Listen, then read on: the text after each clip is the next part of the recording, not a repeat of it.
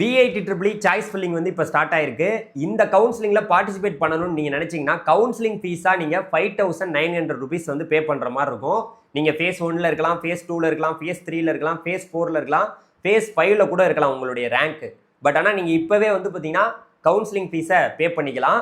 So இதில் வந்து பார்த்தீங்கன்னா ஃபஸ்ட்டு நீங்கள் உள்ளே போகையிலே நிறையா விஷயங்களுக்கு உங்களுக்கு அக்ரி பண்ண சொல்லுவாங்க. அப்புறம் ஆஃப்டர் வந்து பார்த்தீங்கன்னா உங்களுக்கான இந்த ஆன்லைன் கவுன்சிலிங் அந்த சிஸ்டம் வந்து நிறையா ரூல்ஸ் சொல்லியிருக்காங்க. அந்த ரூல்ஸ் எல்லாம் நீங்கள் கரெக்டாக ஃபாலோ பண்ணணும்.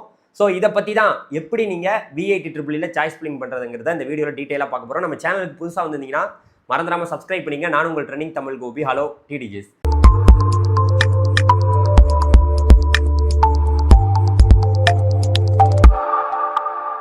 அதாவது BITEEE யோடைய சாய்ஸ் ஃபில்லிங் வந்து இப்போ நடந்துகிட்டு இருக்கு. மாணவர்கள் எல்லாருமே சாய்ஸ் ஃபில்லிங் பண்ணிக்கிட்டு இருக்காங்க. ஃபேஸ் 1க்கு இப்போ நடந்துகிட்டு இருக்கு. ஃபேஸ் 1க்கான இந்த டேட்டெல்லாம் உங்களுக்கு தெரியும்னு நினைக்கிறேன். Phase 1 date, phase 2 date, phase 3, phase 4, phase 5 உங்களுக்கு எப்போ செப்பரேட்டாக சாய்ஸ் ஃபில்லிங் டேட் சொல்லியிருக்காங்களோ அப்போ தான் நீங்கள் சாய்ஸ் ஃபில்லிங் பண்ண முடியும். பட் ஆனால் இப்போ நீங்கள் எல்லாருமே பேமெண்ட் பண்ணி வச்சுக்கலாம். இப்போது எனக்கு வந்து பார்த்தீங்கன்னா கண்டிப்பாக நான் கவுன்சிலிங்கில் தான் வந்து பார்த்தீங்கன்னா போகிறேன் அப்படின்னா நீங்கள் உங்களுடைய அப்ளிகேஷன் நம்பர் பாஸ்வேர்டை போட்டு நீங்கள் உள்ளே போயிட்டு கவுன்சிலிங் ஃபீஸாக நீங்கள் 5,900 rupees வந்து பே பண்ணி வச்சுக்கலாம். அந்த பே பண்ணுறதுக்கு முன்னாடியே அவங்க வந்து உள்ளே போனதுக்கு அப்புறமே உங்கள்கிட்ட வந்து பார்த்தீங்கன்னா ஒரு டீட்டெயில்ஸ் கேட்பாங்க. அதில் வந்து பார்த்தீங்கன்னா அப்ளிகண்ட் நீங்கள் வந்து இந்த டிக்ளரேஷனில் அக்ரி கொடுக்குற மாதிரி இருக்கும். அதாவது ஃபஸ்ட்டு விஷயம் அதில் என்ன மென்ஷன் பண்ணியிருக்காங்கன்னா உங்களுக்கு 10th 12th உங்களுடைய ஹையர் செகண்டரி அதாவது ஃபிசிக்ஸ், கெமிஸ்ட்ரி, மேக்ஸ், பயாலஜி, அது மேக்ஸோ பயாலஜியோ அதில் வந்து பார்த்தீங்கன்னா உங்களுடைய அக்ரிகேட் மார்க் வந்து 60% இருக்கணும், கண்டிப்பாக இருக்கணும். அதுக்கு குறைவாக இருந்தால் என்னுடைய அட்மிஷனை நான் வந்து நீங்கள் ரத்து பண்ணிக்க சொன்னால் நான் கண்டிப்பாக ரத்து பண்ணிக்கிறேங்கிறதுக்கு நீங்கள் ஒத்துக்கிட்டு நீங்கள் அக்ரி பண்ணுற மாதிரி இருக்கும். ஆஃப்டர் வந்து பார்த்தீங்கன்னா உங்களுக்கு வந்து ஜூலை 1, 2003 அல்லது அதுக்கப்புறம் நீங்கள் வந்து பார்த்தீங்கன்னா பிறந்த ஒரு மாணவராக இருக்கணும் அப்படிங்கிறத இங்கே மென்ஷன் பண்ணியிருக்காங்க. இந்த டேட் ஆஃப் பர்த் ரொம்ப முக்கியங்க. அடுத்து இதை நீங்கள் பார்த்துருப்பீங்க. அடுத்து வந்து பார்த்தீங்கன்னா நீங்கள் கவுன்சிலிங் ஃபீஸாக 5,900 rupees வந்து பார்த்தீங்கன்னா பே பண்ணணும். இது உங்களுக்கு தெரியும்.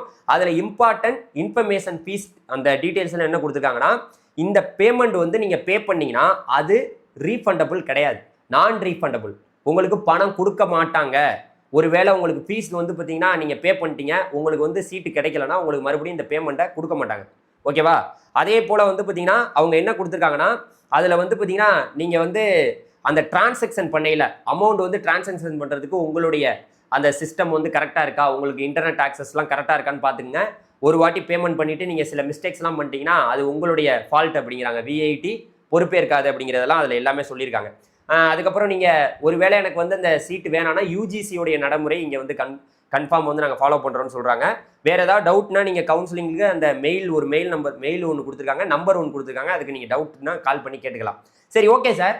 இப்போ வந்து பார்த்தீங்கன்னா எப்படி நம்ம சாய்ஸ் ஃபில்லிங் பண்ணுறது, என்ன மாதிரி ஆர்டர்ஸில் நம்ம வந்து கொடுக்குறது அப்படின்னு கேட்டிங்கன்னா ப்ரியாரிட்டி. இதில் மெயினாக நீங்கள் கவனிக்க வேண்டியது என்னன்னா கேட்டகிரி. நீங்கள் வந்து ஆர்டர் ஆஃப் த கேட்டகிரி வந்து பார்த்தீங்கன்னா நீங்கள் சூஸ் பண்ணுவீங்க. இப்போ வந்து பார்த்தீங்கன்னா சில பேருக்கு வந்து பார்த்தீங்கன்னா சில கேட்டகிரியில் ஃபீஸ் காமிக்காது. இப்போது BIT Vellore, BIT Chennai, BIT Bhopal, BIT AP இந்த மாதிரி எல்லா கேம்பஸஸும் இருக்குல்ல. உங்களுடைய ரேங்க்குக்கு நீங்கள் சாய்ஸ் ஃபில்லிங் பண்ணையில் சில கேட்டகிரியை வந்து பார்த்தீங்கன்னா நீங்கள் சூஸ் பண்ணலாம், சில கேட்டகிரியை நீங்கள் சூஸ் பண்ண முடியாது. ஆக்சுவலாக இப்போ வந்து ஒரு எக்ஸாம்பிளுக்கு உங்கள்கிட்ட சொன்னோன்னா நீங்கள் வந்து ஒரு 4th கேட்டகிரியை சூஸ் பண்ணிவிட்டு அதுக்கப்புறம் வந்து பார்த்தீங்கன்னா நீங்கள் 5th கேட்டகிரிக்கு போகலாம். அதாவது வந்து ஃபஸ்ட்டு கேட்டகிரி, 2nd கேட்டகிரி உங்களால் சூஸ் பண்ண முடியும்னா சூஸ் பண்ணிட்டு தான் அடுத்தடுத்த கேட்டகிரி போகலாம். ஸோ அதை தான் அவங்க மென்ஷன் பண்ணியிருக்காங்க.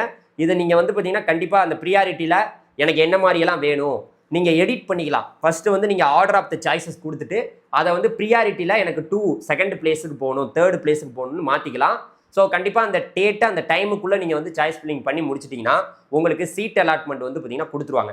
ஸோ அந்த டேட்டை வந்து எப்போ சீட் அலாட்மெண்ட் வரும், அதுக்கடுத்து நீங்கள் அட்வான்ஸ் ஃபீஸ் வந்து எவ்வளோ பே பண்ணணுங்கிறது உங்கள் மெயிலுக்கே அவங்க சென்ட் பண்ணியிருப்பாங்க. அந்த ஃபீஸை நீங்கள் மெயில் அந்த என்ன சொல்லியிருக்காங்களோ அந்த பேமெண்ட்டை நீங்கள் பண்ணிக்கலாம். ஆஃப்டர் நீங்கள் வந்து ஃபுல் பேமெண்ட்டையும் பண்ணிவிட்டு உங்களுக்கு காலேஜ் கிடச்சிச்சுன்னா நீங்கள் ஜாயின் பண்ணிக்கலாம். இதுதான் ப்ராசஸ். ஓகே, மாணவர்கள் இந்த ரேங்க்குக்கு இந்த கோர்ஸ் கிடைக்கும், இந்த ரேங்க்குக்கு இந்த கோர்ஸ் கிடைக்காதுன்னு இங்கே யாராலையுமே 100% சொல்ல முடியாது. நீங்கள் எவ்வளோ தான் யூடியூப் வீடியோஸ், அதுக்கப்புறம் ஏகப்பட்ட அதாவது இன்றைக்கி ஏஐயோடைய நீ ரிசல்ட்லாம் பார்த்து இந்த மாதிரி இருக்குமோ அந்த மாதிரி இருக்குமோன்னு நீங்கள் நினச்சாலும் நிறைய மாணவர்கள் ஜோசா கவுன்சிலிங் அப்புறம் வேறு கவுன்சிலிங்க்கெலாம் வெயிட் பண்ணுவாங்க. முக்கியமாக ஜோசா கவுன்சிலிங்கில் அவங்களுடைய பர்சன்டேஜ் வேறு மாதிரி இருக்கும். ஒருவேளை NIT, IIIT, GFT பெரிய IIT கூட போகிறதுக்கு அட்வான்ஸு கூட ப்ரிப்பேர் பண்ணிகிட்டு இருப்பாங்க. அதனால் இதில் வருவாங்களா, எத்தனை பேர் பார்ட்டிசிபேட் இந்த கவுன்சிலிங்கில் பண்ணுவாங்கங்கிறது நம்ம வந்து பார்த்திங்கன்னா சொல்ல முடியாது. ஸோ அதனால் மாணவர்கள் டெஃபினட்டாக வந்து பார்த்திங்கன்னா இதெல்லாம் கரெக்டாக ஃபாலோ பண்ணணும். ரொம்ப ரொம்ப முக்கியமாக அந்த 5900 rupees நீங்கள் பே பண்ணையில் ட்ரான்ஸ்ஃபர் ஆகும்போது ஒரு வாட்டி பணம் உங்களுக்கு பே ஆகி உங்களுக்கு வந்து பார்த்தீங்கன்னா உங்களுடைய டெபிட் கார்ட்லையோ நீங்கள் யூபிஐலையோ பே பண்ணையில் அது ஏதாவது ஒரு ப்ராப்ளம் ஆகி 2 hours ஆயிடுச்சுன்னா நீங்கள் பொறுமையாக லேட்டாக வந்து பார்த்தீங்கன்னா பண்ணிவிட்டு நீங்கள் ஆஃப்டர் வந்து நீங்கள் 5500 பே பண்ணிடாதீங்க. ஸோ இவ்வளோ விஷயங்கள் உங்களுக்கு சொல்லியிருக்காங்க. அதில் நீங்கள் எப்படி ஆர்டர் வைக்கணுங்கிறத நான் சொல்லியிருக்கேன். உங்களுக்கு பிடிச்ச கோர்சஸ் விஐடி வேலூரோ விஐடி சென்னையோ எந்த கோர்ஸ் கிடைச்சாலும் அதை சாய்ஸஸில் வைங்க. இப்போ நான் வந்து சிஎஸ்சி தான் படிப்பேன், ஐடி தான் படிப்பேன் அப்படின்ட்டு ஒரு இன்ட்ரெஸ்டட் கோர்ஸ் மேலே இன்ட்ரெஸ்ட் பண்ணாமல் அந்த காலேஜ் மேலே இன்ட்ரெஸ்ட் படுங்க அப்படிங்கிறத சொல்லிட்டு இந்த வீடியோ முடிச்சுக்கிறேன். வேறு ஏதாவது ஃபர்தராக உங்களுக்கு வந்து விஐடி அந்த சாய்ஸ் ஃபில்லிங் டவுட்ஸ்லாம் இருந்ததுன்னா டெஃபினட்டாக நம்ம நம்பருக்கு நீங்கள் வாட்ஸ்அப் பண்ணுங்கள், உங்களுக்கு நான் மெசேஜ் பண்ணுறேன். Thank you very much. பாய். டிடிஜிஸ் வாட்ஸ்அப் குரூப்பில் ஜாயின் பண்ணிங்க. பர்சனலாக நம்மகிட்ட பேசுகிறதுனா நம்ம இன்ஸ்டாகிராமுக்கு நீங்கள் மெசேஜ் பண்ணுங்கள், டிஎம் பண்ணுங்கள், நான் ரிப்ளை பண்ணுறேன். தேங்க்யூ.